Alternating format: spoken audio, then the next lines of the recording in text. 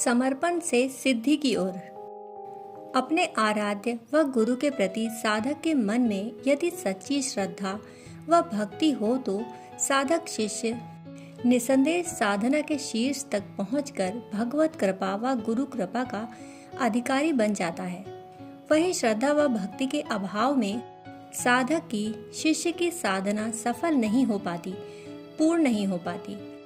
ईश्वर की नज़र में, गुरु की नज़र में सभी साधक शिष्य भक्त समान ही होते हैं, पर अपनी सच्ची साधना भक्ति व निश्चल प्रेम के कारण कोई साधक या शिष्य अपने आराध्य व गुरु की कृपा का विशेष पात्र बन जाता है, तो वहीं सच्ची साधना व श्रद्धा के अभाव में कोई साधक व शिष्य अपने आराध्य का कृपा पात्र, प्रिय पात्र नहीं बन पाता। जब हम अपनी कमियों को दूर करने के बजाय साधना में सफल हो रहे अपने गुरु के प्रिय पात्र बने रहे शिष्यों व भक्तों से ईर्ष्या करने लगते हैं, उनसे प्रेरणा पाने के बजाय हम उनसे ईर्ष्या करने लगते हैं, इससे हमारी साधना तो बाधित होती ही है, हम अपने आराध्य, अपने गुरु के साथ साथ अपनी नज़रों में भी गिरने लगते हैं। तब महान गुरु से जुड़े होने के बावजूद हम साधना में अपेक्षित सफलता प्राप्त नहीं कर पाते और उल्टे अपने आराध्य गुरु पर ही पक्षपाती होने की शंका, आशंका, कुशंका आदि के शिकार होते हैं और पाप के भागी बनते हैं। इस संबंध में हमें ऐसे कई दृष्टांत पढ़ने व सुनने को मिलते हैं। एक ऐसा ही दृष्टांत आचार्य शंकर के शिष्यों से जुड़ा है। आचार्य शंकर के कई शिष्य उनके साथ ही रहते थे। आचार्य उन शिष्यों व साधकों को निरंतर योग साधना का उपदेश दिया करते। अपने द्वारा रचित ग्रंथों व भाष्यों को अपने शिष्यों को पढ़ाते और उन्हें साधना करने को प्रेरित करते, जिससे कि वे शास्त्रों में वर्णित साधना से होने वाले लाभ को स्वयं के जीवन में अनुभव कर सकें। भाष्य पाठ, शास्त्र मीमांसा और योग साधना के उपदेश से शंकराचार्य के शिष्यों के मन उच्च आध्यात्मिक भावना में लीन रहने लगे। उन शिष्यों में सनंदन नाम का एक अधिक उच्च कोटि का साधक था। वह आचार्य शंकर की सेवा में सदैव तत्पर रहता। उसकी सच्ची गुरु भक्ति व साधना के कारण शंकराचार्य भी उससे अधिक प्रेम करते। फलस्वरूप अन्य शिष्य सनंदन से ईर्ष्या करने लगे और हमेशा सनंदन को शंकराचार्य की दृष्टि में नीचा दिखाने की फिराक में रहने लगे। एक दिन शंकराचार्य स्नानादि नित्य कर्मों से निवृत्त होकर अपने शिष्यों को साधना संबंधी विशेष उपदेश दे रहे थे, जिससे कि सभी शिष्यों को आध्यात्मिक क्षेत्र में पूर्णता प्राप्त हो सके। पर कई शिष्य आचार्य शंकर के बार बार उपदेश सुनने के बाद भी ईर्ष्या द्वेष नहीं छोड़ सके। शंकराचार्य की सनंदन पर विशेष कृपा है, अधिक कृपा है, ऐसा सोचकर वे सनंदन से ईर्ष्या करने लगे। अंतर्यामी आचार्य शंकर ने अपने शिष्यों के मन में सनंदन के प्रति उभर रहे ईर्ष्या के भाव को भांप लिया था, इसलिए वे उनके मन से ईर्ष्या भाव को निकालने की युक्ति पर विचार करने लगे। अस्तु वे शिष्यों को ब्रह्मसूत्र, द्वादश उपनिषद, भगवत गीता, विष्णु सहस्त्र नाम आदि ग्रंथों के नित्य स्वाध्याय के महत्व को बताते हुए यह समझाने लगे कि धारणा, ध्यान, एकाग्रता व सच्ची लगन से साधक कुछ भी प्राप्त कर सकता है, इसमें जरा भी संदेह नहीं है। उस समय संयोग से सनंदन वहां नहीं था।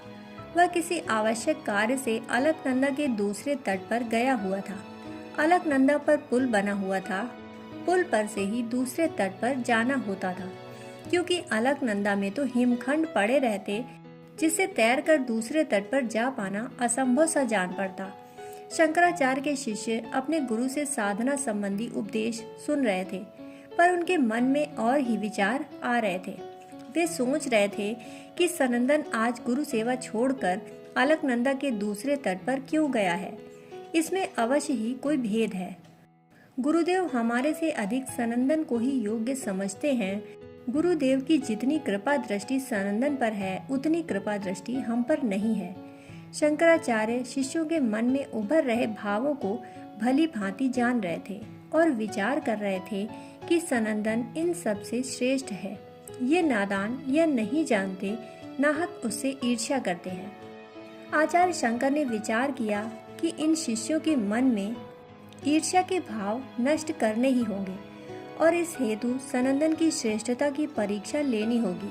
जब शिष्यों ने ध्यान साधना के विषय में उनसे उपदेश पा लिया, तब अचानक ही शंकराचार्य ने सनंदन को पुकारा, सनंदन, सनंदन, तुम कहाँ हो? यहाँ आ जाओ। इस पर वहाँ उपस्थित शिष्यों ने कहा, गुरुदेव, सनंदन तो अलकनंदा के दूसरे तट पर किसी कार्य से गया है, वह यहाँ नहीं है। आप हमें बताइए क्या कार्य करना है। पर शंकराचार्य ने उन शिष्यों की बात अनसुनी कर दी और फिर बाहर की ओर मुख करके सनंदन को आवाज दी, सनंदन, सनंदन, तुम कहाँ हो? तुम आ जाओ। सनंदन, जल्दी आ जाओ। ना जाने गुरुजी को क्या हो गया है। शिष्यों ने एक दूसरे की ओर देखते हुए कहा, सनंदन बहुत दूर है, गुरुजी की आवाज वहां तक नहीं पहुंच सकती। पर सनंदन में साधना और गुरु कृपा से इतनी सिद्धि और शक्ति आ गई थी, जिसके कारण अपने गुरु शंकराचार्य की इतनी दूर की आवाज भी उसने सुन ली। उसे अंतः प्रेरणा हुई कि उसके गुरु उसे आवाज दे रहे हैं। गुरु की आवाज उसके कानों में गूंजने लगी, सनंदन आ जाओ, सनंदन तुम कहाँ हो? सनंदन ने सोचा, अवश्य ही गुरु जी को कोई विशेष कार्य है, इसी कारण वे मुझे शीघ्र बुला रहे हैं। पर अलकनंदा के पुल पर से जाने में तो अधिक समय लगेगा और अलकनंदा में तैर कर भी नहीं जा सकते, क्योंकि अलकनंदा की धारा बहुत तेज है और अलकनंदा के अंदर हिमखंड पड़े हैं, जिसके कारण शरीर को ठंड और चोट भी लग सकती है। मगर इस समय यह क्या सोचना, गुरुजी ने जल्दी बुलाया है तो मुझे जल्दी ही जाना होगा। यह सोचते हुए सनंदन अलकनंदा के हिमखंड से भरे गहरे अथाह शीतल जल में कूद पड़ा।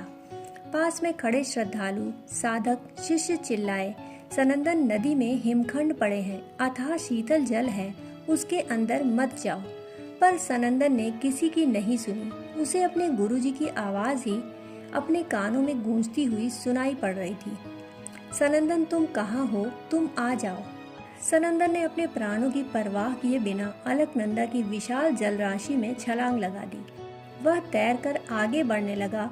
बर्फ के टुकड़े और शीतल जल उसके शरीर को सुन्न कर रहे थे, पर वह तैरता हुआ दूसरे तट पर जाने का यत्न कर रहा था। सच्ची लगन से साधना में तत्पर साधक को प्रकृति भी यथा योग्य सहयोग देती है।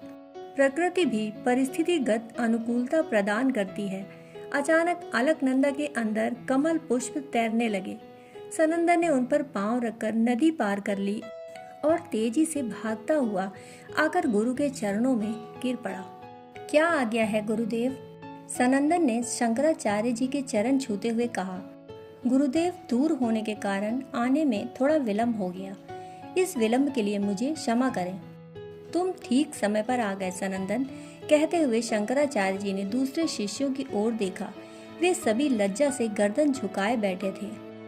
देखा तुमने? शिष्यों की ओर देखते हुए शंकराचार्य जी ने कहा, क्या तुम में ऐसा कार्य करने का साहस है? क्या तुम ऐसा कार्य कर सकते हो जिसमें प्राण संकट में आ जाएं? गुरु निर्दिष्ट साधना में इसकी सच्ची लगन ने ही इसे यह सिद्धि दिलाई। इतने प्रवाह से बहने वाली हिमखंडों से भरी शीतल जल की नदी अलकनंदा को सनंदन पार करके यहाँ आ गया। सनंदन के सिर पर प्यार से हाथ फेरते हुए शंकराचार्य ने कहा, इसकी सच्ची साधना, श्रद्धा, समर्पण व लगन के कारण ही इस पर भगवती की कृपा है। क्षमा करें गुरुदेव, सचमुच हम सनंदन की साधना, समर्पण, लगन व गुरु भक्ति की शक्ति से परिचित नहीं थे। हमें खेद है, ऐसे महान साधक, महान शिष्य व महान गुरु भक्त से हमने ईर्ष्या की।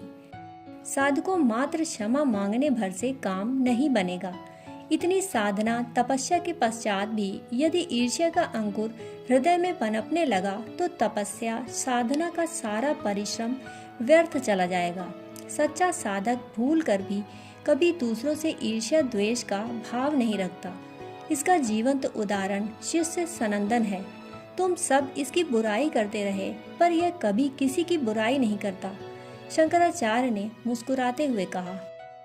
सनंदन के सिर पर प्यार से हाथ फेरते हुए उन्होंने अपनी बात आगे बढ़ाई और कहने लगे, इसके विशेष गुण के कारण ही मैं इसका नाम पद्मपाद रखता हूँ। और सभी शिष्यगण इसे पद्मपाद नाम से ही बुलाएंगे।